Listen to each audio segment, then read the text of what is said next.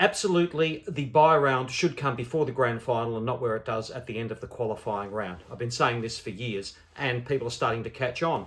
Here's the idea. You could also have state of origin, and this is how it works. At the end of the qualifying round, the 10 teams that have missed out on the finals contribute to squads from which 4 state of origin teams will be picked. Victoria, South Australia, the Allies and Western Australia.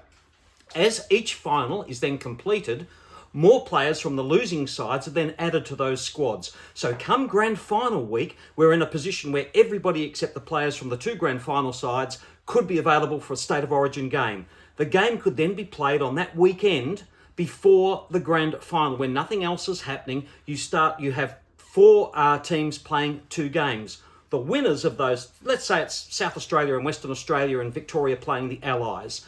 So the winner of those games can then play off in the grand final. Losing game to meet off, optional. That can happen the next week on the Thursday, the Friday, or the Saturday of the grand final. So Thursday night, Friday night, or the Saturday before the grand final in a different city. So all those people who aren't Victorians don't have to stump up their fares to see an excellent game of football. You could hold that game at the Adelaide Oval or the Gabba or wherever you might want to do it.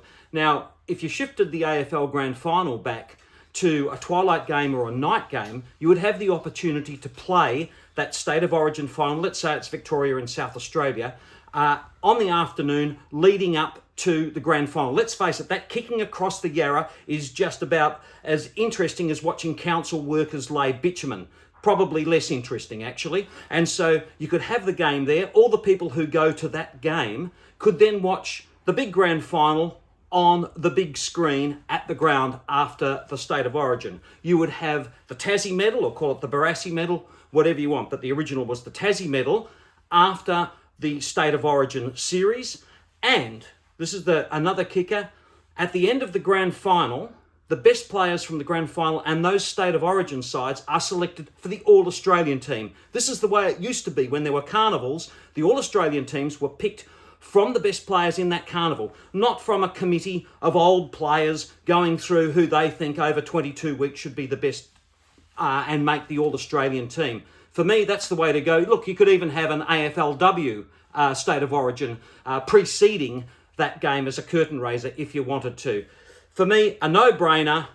The bye comes before the grand final and it's a chance to have state of origin football back in AFL.